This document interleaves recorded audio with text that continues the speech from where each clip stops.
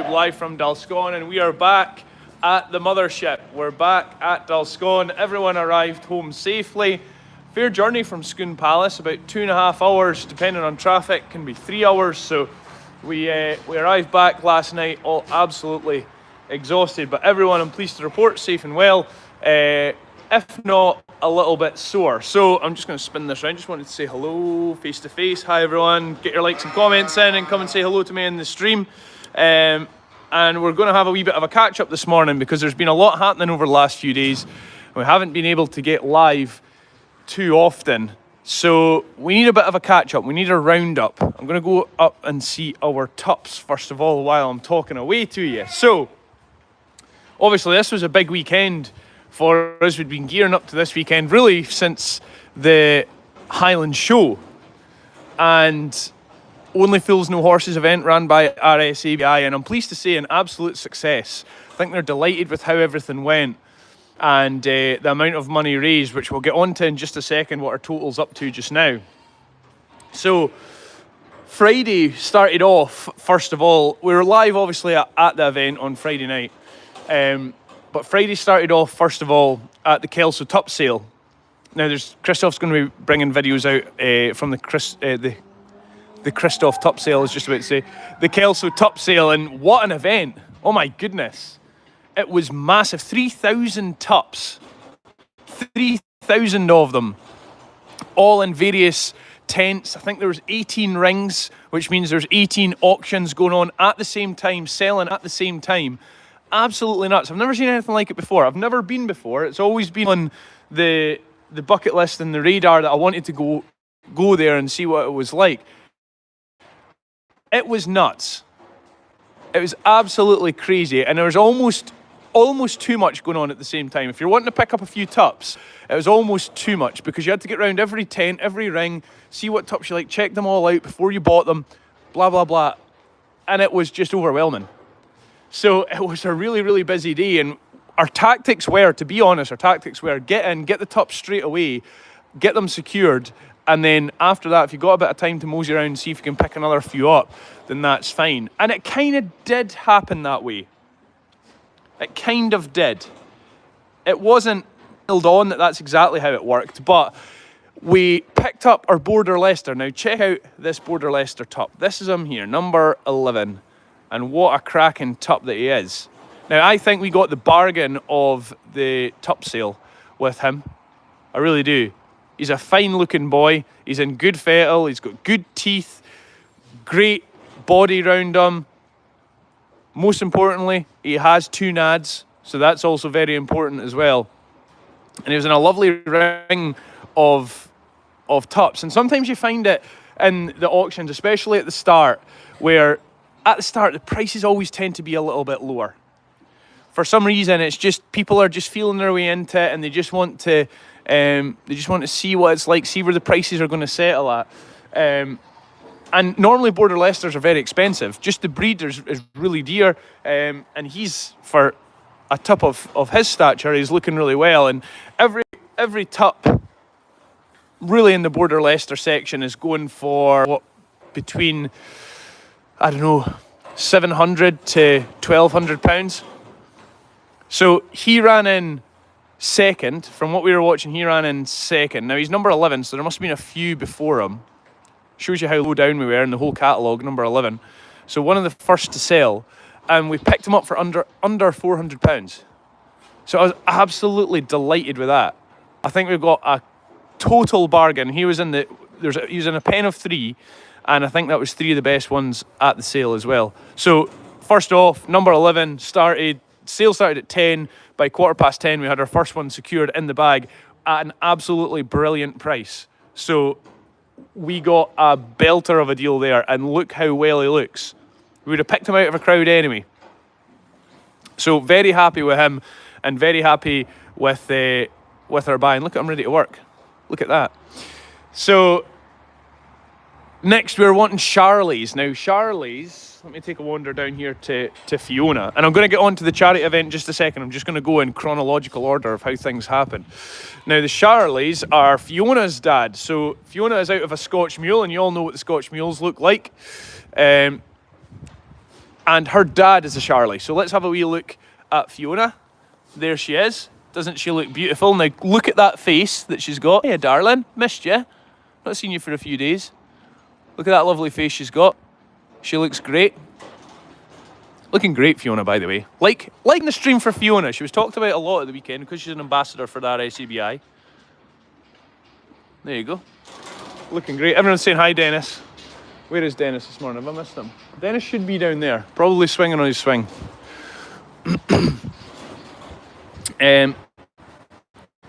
So that is Fiona. Now her dad is a Charlie, and when you see these boys, you will see why Fiona looks like that. Because Scotch mules have this black and white face, but the Charlies have this either reddish face, like this boy here, or this kind of beige face. So you'll see the shape of their head is exactly the same as Fiona's, and you can see where it comes down from, can't you? You can see where the genetics comes down from. So believe it or not, this boy here, 1558, we had picked him out of a group of 20, looking really well, happy with him.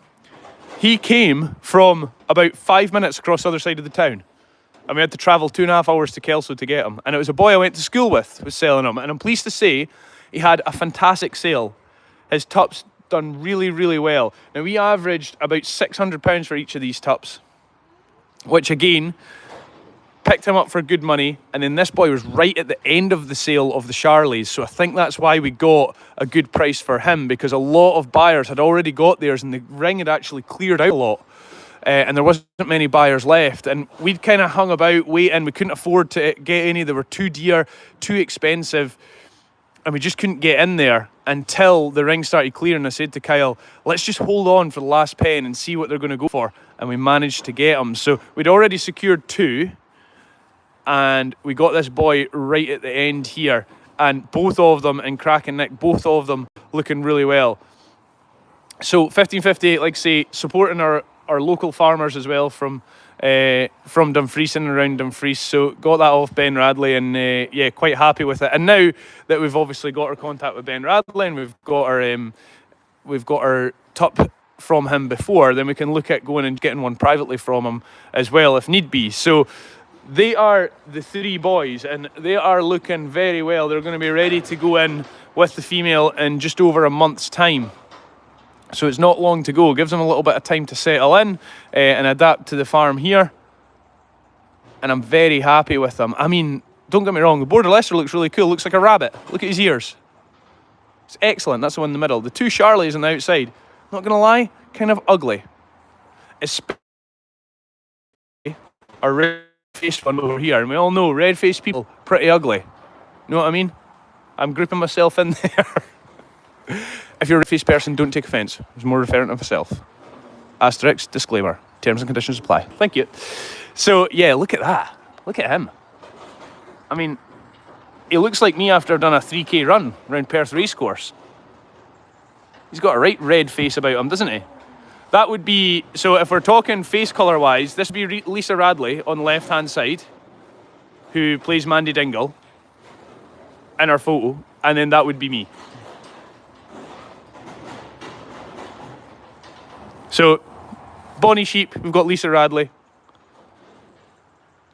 Very, very pale Lisa Radley. White face. Me, after 3K run. If that's what we need to, if we're looking for comparisons here, that's what we're comparing it to. Okay, there we go. So yeah, really successful at the tup sale, and we've got a video of the tup taxi. You go and collect them at the tup taxi. A little trailer that takes you around all the different pens, and you collect them up and take them back to your trailer. It's a logistical nightmare, by the way. I don't know how they get everything sorted out. There is so many trailers, there is so many sheep, there is so many pens, there's so many buyers. How they get everyone paid, squared up, every tup away into the respected trailers, exactly where they're supposed to go, I have no idea. I honestly have no idea. It must be impossible. But anyway, we got all sorted out, squared up, and Kyle headed back home. We headed from Kelso up to the RSCBI event at Perth Racecourse. Now we're staying just outside of Perth Racecourse, just about 4 miles away, about 10 minutes away it took with the traffic.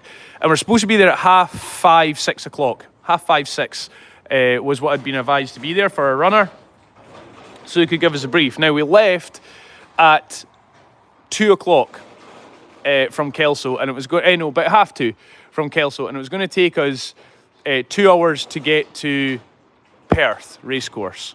And that was fine. Gave us loads of time. We could go to the hotel, get sorted out, get changed, and ready to go back out again. Now, we got stuck in horrendous traffic, and I mean awful traffic going there. So we didn't arrive at the hotel. I need to get changed and things anyway. We didn't arrive at the hotel until, I think it was 5:30 at night, and we didn't, and in fact, it could have been later, could have been 5:45. We didn't get to Perth racecourse from there until 6:20, and I think they had a little bit of a worry going on. And when we arrived, so fast forward, got changed into the shorts. By the way, the shorts weren't too bad. I will say the shorts weren't too bad. Thank goodness. They look mega short and cami because he's a tall drink of water. He's, what's he, 6'4"? Anyway, 6'4" anyway. So they look a lot shorter on him. But got changed into the shorts, over to Perth racecourse, and RSABI informed me Emmerdale were running late, and they wouldn't make the race. So they said they were stuck in traffic and they weren't going to make the race, which is a bit of a shame. It was, I have to say, it was a little bit of a shame they weren't able to do it. Now, can I tell you a wee bit of secret, a wee bit insider information here? Can I, there's not a lot of people who'll know this. This is proper insider here. They were never going to run that race. They were never going to do it. They had no intention of running any race. In my opinion, I don't think they were ever going to run it. So Emmerdale did not run that race. It was only 8 of us, the farming celebrities or influencers as they called us. And yeah, there's a lot of photos, a lot of meeting people. Got to meet Jim Smith, which was great. Wanted to meet him for a little while. Ben Emery, star of This Farming Life. Andy Morris, star of This Farming Life as well. A few big characters, Jack, Ali and Gillian from The Young Farmers as well, which was great. And yeah, we had a great time. It was a good laugh. Will Murray as well, of course, from TikTok fame. Very funny on there. And a real rising talent as well. And it was great. Yeah, it was nice to see everyone in touch base. Thankfully, and I was surprised by this, but everyone knew who I was, which was great. Because I thought it'd be quite awkward if I arrived there and no one actually knew who I was. So thankfully everyone did, and it was pretty simple, just for a wee chat around, seeing what was going on and kind of sharing their nerves about, especially when they seen how many people was there. There was hundreds of people there. It was a big event, a real big event. So we were dressed by this point, got our numbers on, and then they said we're going to do a parade of the runners. I was like, what does that mean? So basically got everyone outside and we had to go into the kind of parade ground and run about, and I was like, I really don't want to do this. I really don't want to do this part. I just want to get on the run. Just want to get on the run. And they had David Leggett, who is a well-renowned auctioneer, was doing the commentary, and he was doing the interviews at the start as well. Now, the only thing David had, he obviously not used to using a mic that way. Now, obviously used to using a mic, being a well-known auctioneer. They're used to being mic'd up all the time, obviously, but not using a handheld mic. So he could get the grip of it by runner number 4. But what he kept doing was asking the question and then keeping the microphone. So he'd say, so are you nervous about running, Ben, for example? Are you nervous about running, Ben? And I would answer, but he wouldn't move the mic. So I don't think anyone could hear what I was saying. So by runner number 4, he got that sorted and everyone could hear. But I was like, yeah, I don't know if there's much point me answering here because I don't think anyone can hear us. But good of him to turn up. He done a great job with the commentary, and good sport for arriving and doing his bit for the charity. So hats off to him. And it was well set up that they had him there to do that and do a bit of the commentary, and they done great. So we set off on our run shortly after that. Set off on the run, done a few photos and things. And before we set off, it was obviously 2 kilometres around Perth Racecourse, which is, I think it's 11 furlongs, which is 2.3 kilometres anyway. Now, what Ali from the previous head of the Young Farmers had told me was 2.3 kilometres around Perth Racecourse is on the inside rail. So you know where the horses normally run? That's the shortest distance roundabout. Now, we weren't allowed to run on the racecourse for some reason. I don't know why, because I don't think we wouldn't have marked it with our trainers on. But we weren't allowed to run on the racecourse, so we had to run on like the track, the public track, roundabout the outside.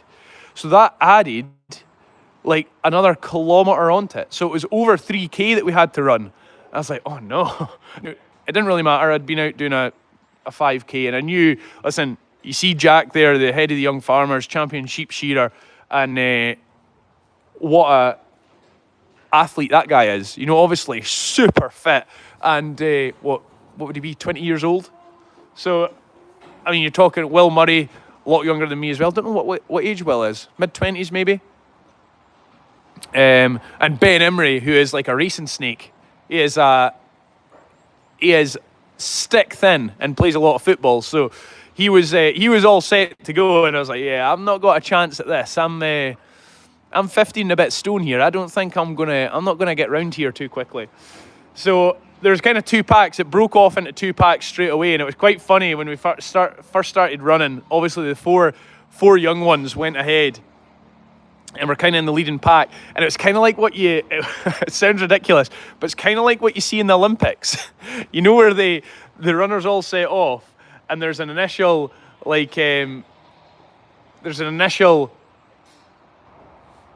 I was wondering why someone was running around the corner here. Look, you'll see someone coming around here.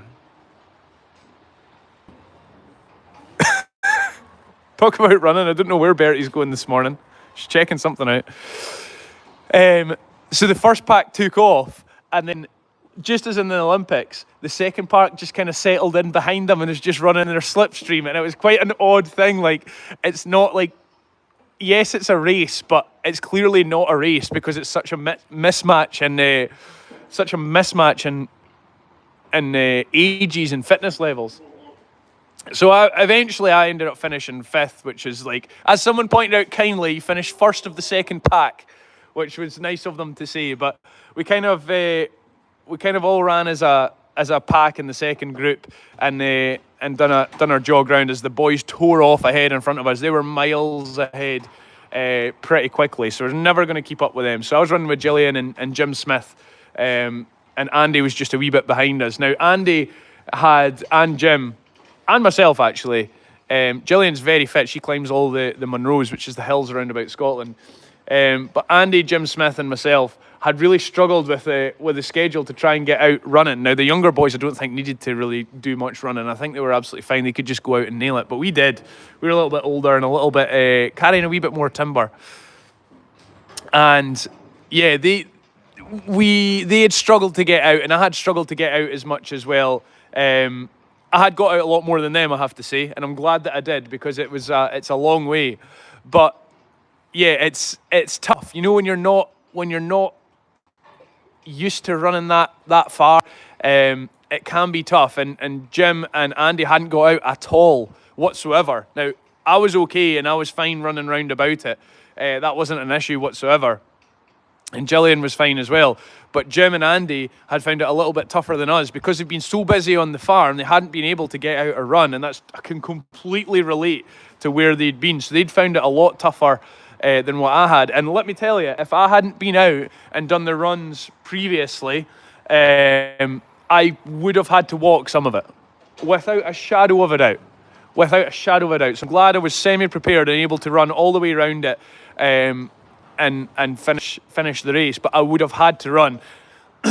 So yeah, Jim and Andy, hats off to them for getting round without doing any training. That is some effort, and they had put in their absolute all to get round there. So hats off to them.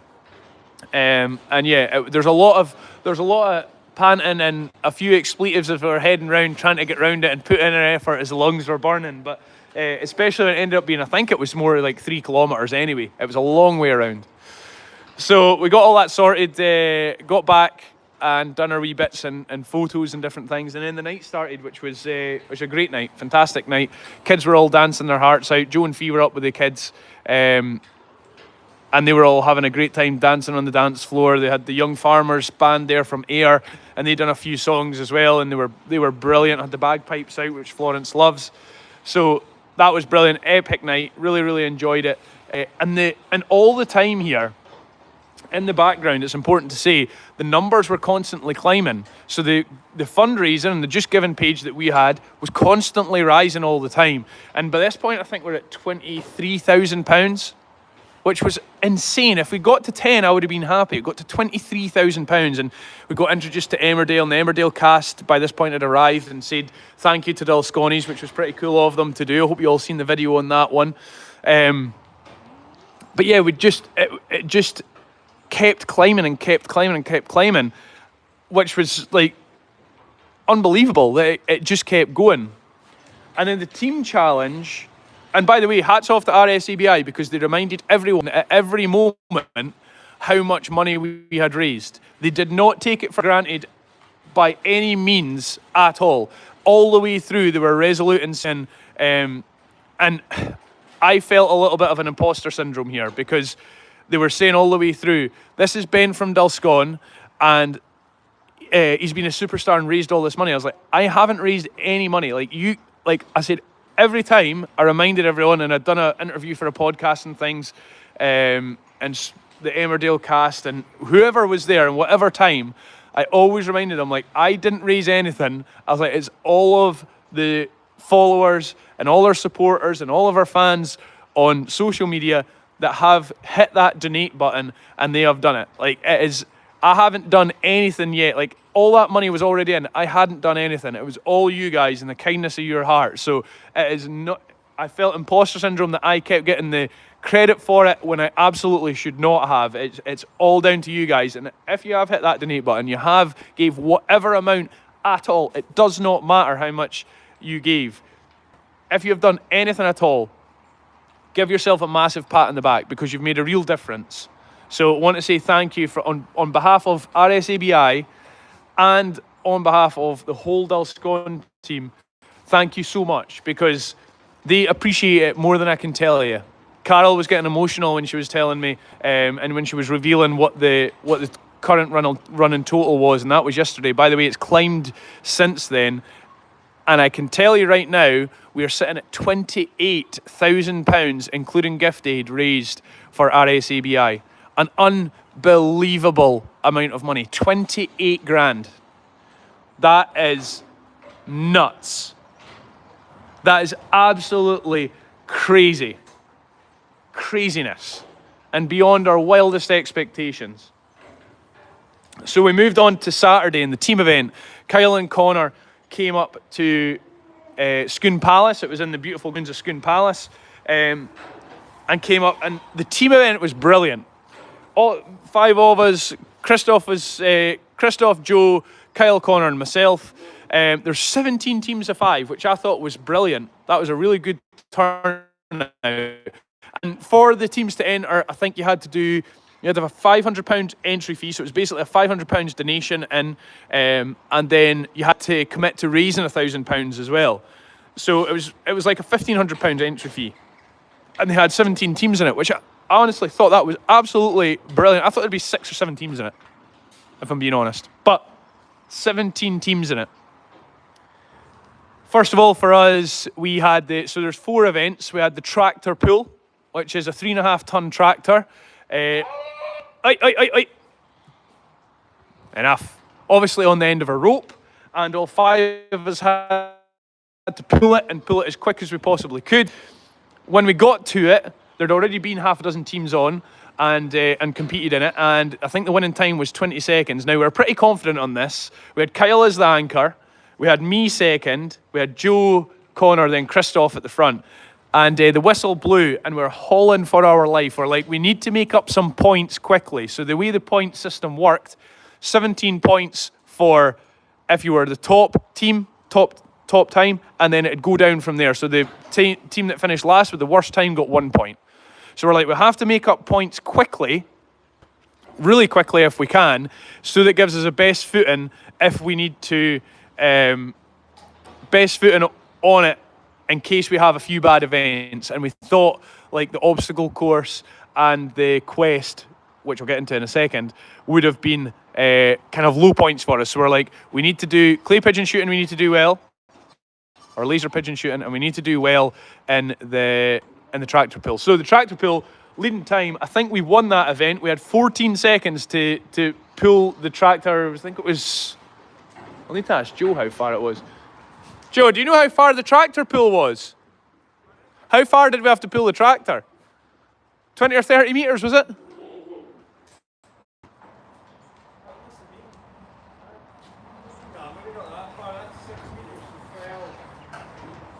20 meters, must have been 20 meters. So we had to pull it 20 meters. We done it in no. We had to do it in 14. We done it in 14 seconds. So we topped the leaderboard with that one. I think we won that event. So we're pretty happy with that. But we were confident with that one. And yeah, we're pretty sure that we'd do a good showing of that.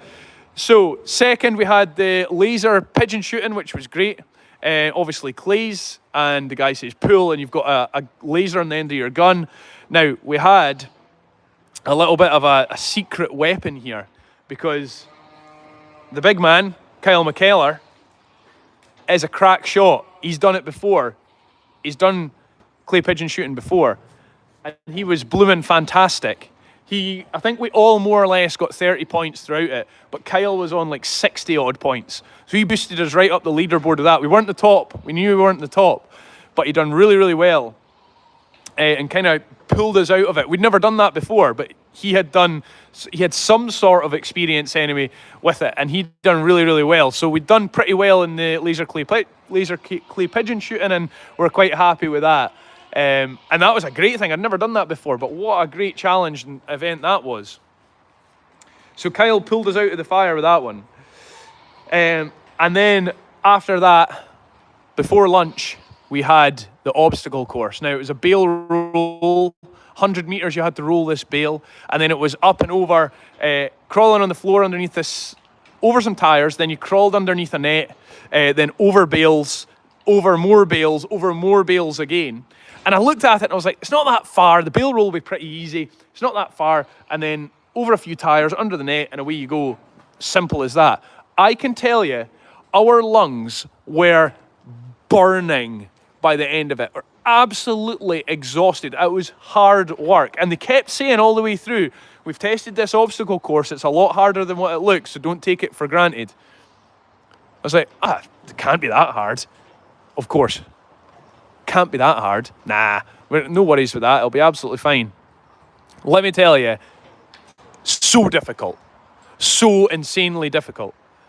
So I don't know where we finished in that. I know that we were, at the time, there's maybe 6 or 8 teams had done it, and we were sitting top of the leaderboard after that. I'm not sure what time we got, but we were top half for that one anyway.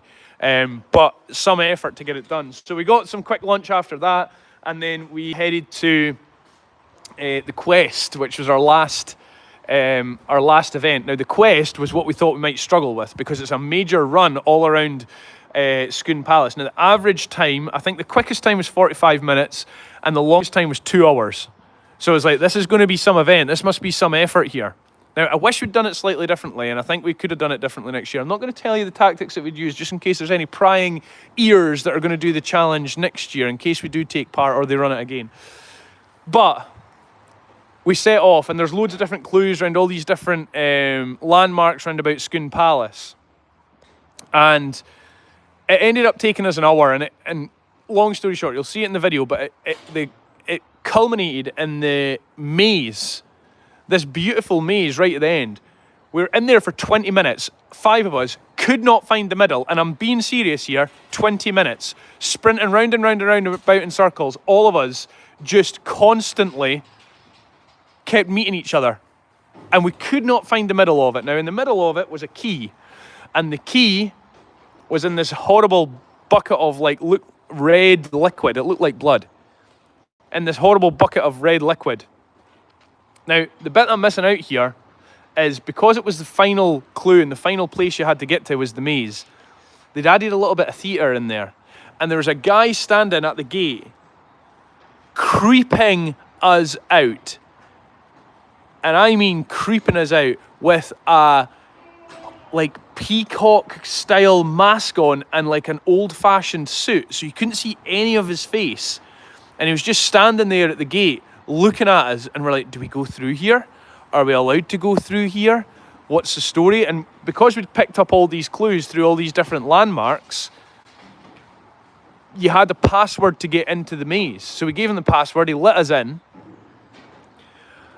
and then he was like, he just kept appearing at the gate. Every time we kept getting lost and arriving back at the entrance, he would appear at the gate, creeping us out. It was horrendous.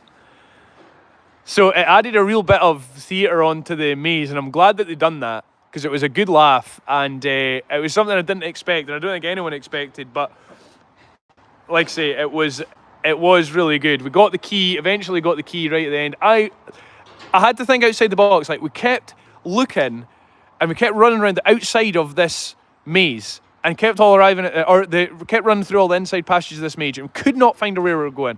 And I thought, right, we'll have to think outside the box here, how to get to the middle. I wonder if you just constantly run around the outside and try and keep to the outside, which is counter to what you'd think to get to the middle, would you eventually get there? And we did. It only took us 20 minutes to get into the middle. So we had to sprint back to the start line, give them the key, and that was our time finished. So an hour and 2 minutes it took us.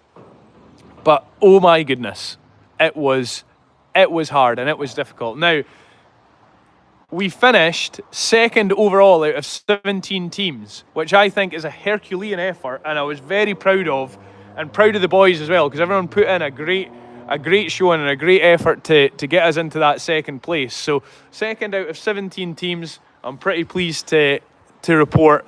And we won the best fundraiser, the highest fundraiser as well, which was fantastic. So great day had by all. Everyone absolutely exhausted. I spoke to Christoph this morning already. He says his joints, his ankles and his knees are absolutely agony. I think everyone was in bed about 9 o'clock last night, and it was just the whole event. You know, it just took it out of you. There's that much going on, and that much happening, that I think it was just mentally exhausting as well. You know, there's always a camera there somewhere. There's always someone to speak to. There was always there's always something going on that you were doing. You never had any kind of downtime just to sit and have a drink. And I'm not complaining about that whatsoever. It was great. And that's exactly why I was there, you know, to do all these interviews, take all these photos and things. That's exactly why I was there. And that's why they asked me to go. So it's just exhausting though. Hey, stop fighting. So yeah, great couple of days. Thoroughly enjoyed it. I won't lie, I'm glad it's over. I'm glad the run was over. I've been dreading it since the Highland show, and I'm not joking about that. I have been dreading it. Just the fact of actually racing against other people, that's not my thing. I just want going and having a run and enjoying it, you know, is great. But yeah, I'd just been like, I don't know how I'm going to do. I don't know if I'm going to come last. But no, it was fine. In the end, it'd been absolutely fine. But running total, if you're just joining us, £28,000, including gift aid, beyond everyone's wildest dreams. So again, before I sign off today, thank you so much for supporting us. Thank you so much for supporting our SABI. Thank you so much for donating and being the absolute superstars that you are. Everyone couldn't thank you enough. Everyone couldn't speak highly enough of you for supporting us that way, and obviously helping our SABI improve mental health and agriculture and be that crucial lifeline that a lot of people need. So I am super proud, super thankful, and ready for a bit of a rest. And speaking of which, I won't be in Monday or Tuesday this week, but we'll be back to work on Wednesday. So you'll have Connor and Kyle and Christoph Monday and Tuesday. And yeah, we'll be back at it. So supporters lives tomorrow. I think there's a supporters video going out of the challenge tonight. No, there's supporters photos going out of behind the scenes, and the supporters page. Christoph's going to be uploading them if they're not up there already. They'll be up there today. And then there's a challenge video of how we got on all the challenges and exactly how everything unfolded. It will be coming out on Facebook either later today or tomorrow, depending on what time Christoph's got. So that's the plan. There's a vlog out tonight as well. Don't forget about the vlog. It's got a lot of the challenge footage on it as well. So check that out, 7 p.m. tonight on YouTube. The vlog will be out, so check that out. Remember and subscribe. We're nearly at 50,000 subscribers. It's growing really well, and Connor and Christoph are doing great at it. They are really, they're really knocking their pan in with it and doing everything they possibly can. So lots going on. I'm away for a rest, a way to sit down, and yeah, we'll see you all in the next one. Thank you so much again. Can't thank you enough. Won't stop thanking you. And we'll see you on the next one. £28,000. You done that. Thanks, guys. Bye-bye.